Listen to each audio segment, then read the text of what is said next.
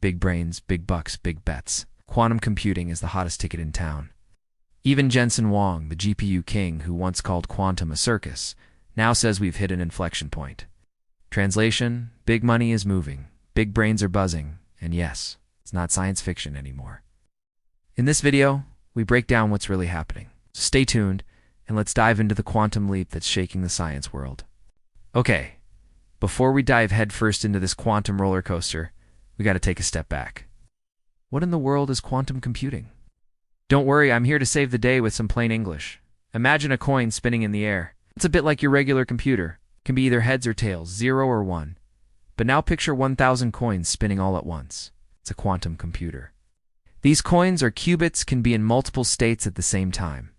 Heads, tails, or a mix of both. And here's the kicker. They're linked. When one spins, the others do a little dance. All that weirdness lets them tackle problems in ways your regular computer can only dream of.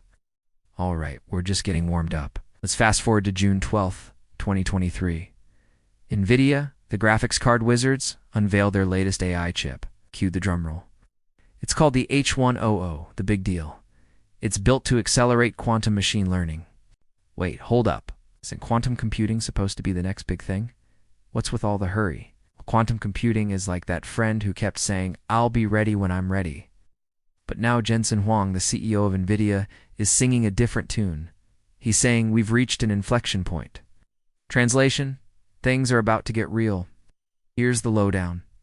Major players like Google, Microsoft, and IBM have made impressive strides with quantum computers. We're talking about machines with over 1,000 qubits. At the same time, there are about 1,000 of these special chips out there right now. And guess what? They're selling like hotcakes.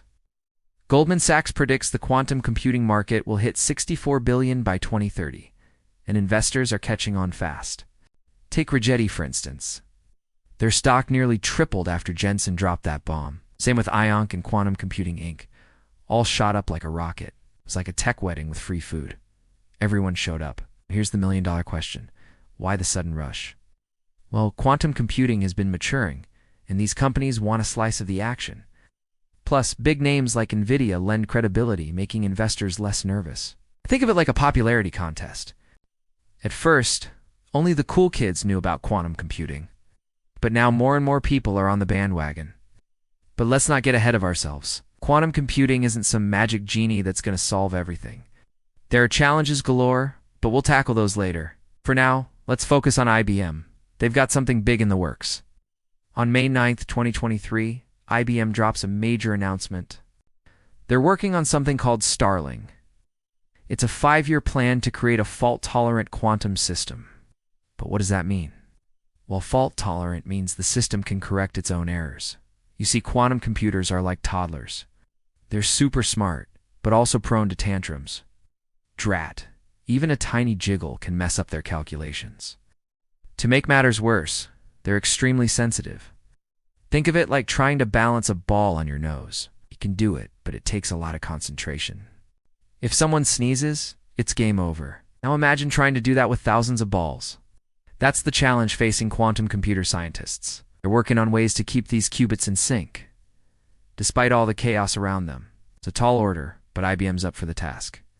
They're aiming to create a quantum computer with 1 million qubits. What's the catch? We'll have to wait until 2029 to see if it works. It's like waiting for Christmas, but with more hair loss. Still, IBM isn't keeping us hanging. They're giving us sneak peeks along the way. On May 17th, 2023, they published an update. They've built a modular quantum system. It's a bunch of small quantum computers working together as one. They even tested it, validating 12 different math operations.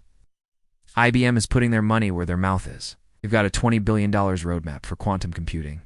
Plus, they're sharing the wealth. They spun off a company called Quantum System, one that makes modular quantum chips. Now, these aren't your grandma's bingo chips. They're designed to work with IBM's quantum computers. It's like the Apple Store for quantum geeks. Now let's talk about why all this quantum excitement matters to you. Forget self-driving cars and robot maids for a moment. Quantum computing has the potential to revolutionize healthcare. Here's how. First, it can help develop life-saving drugs and therapies. Quantum computers can simulate molecules and cells better than any classical computer. This means faster and more effective drug discovery. Second, it can improve medical imaging. Quantum algorithms can enhance MRI and PET scans, leading to earlier and more accurate diagnoses. Third, it can personalize treatments. Quantum computing can analyze a patient's unique genetic makeup and tailor therapies accordingly. This could be a game changer for cancer treatment. Beyond healthcare, quantum computing has a ton of real-world uses. Want better traffic flow in your city? Quantum optimization algorithms can help. Facing climate change, quantum simulations can help us develop new materials and energy solutions. Need to optimize complex supply chains? You guessed it. Quantum computing is here to help. The bottom line, quantum computing isn't just for scientists and nerds. It's for anyone who wants a better, smarter future. Of course, no party is complete without a few hiccups. Quantum computing is no exception. Here are 3 challenges that could put a damper on the quantum parade. No one, keeping those qubits in line. As we mentioned earlier, quantum systems are super sensitive. Even a tiny nudge can mess up their calculations. So we need to find ways to keep them in sync, despite all the chaos around them. No. 2. Fixing the error rate.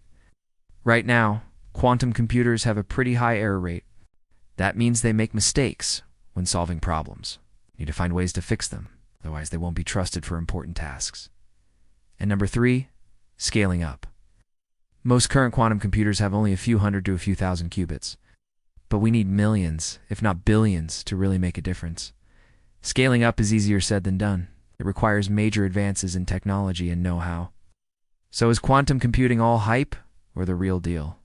Well, we've come a long way since that guy in 1998 who said quantum computers would never work. Today, governments, tech giants, and startups, everyone's in on the action. Governments are investing big time. Tech giants like Google, Microsoft, and IBM are making impressive strides. Startups are popping up left and right. So no, it's not hype. Quantum computing is the real deal. But that doesn't mean it's going to be easy. We've got some serious challenges to tackle. But if we can pull it off, the payoff will be huge. A better, smarter, more sustainable future. That's what quantum computing is all about. Now here's your final test. Don't call it magic, it's science, with a sense of humor. Thanks for sticking with us till the end. We appreciate your support. And remember, the future is quantum. Are you in? Speaking of sticking around, we've got more videos coming your way. So hit that subscribe button and get ready. And hey, if you found this video helpful, give it a thumbs up. It helps us grow and bring you more awesome content. Until next time, stay curious.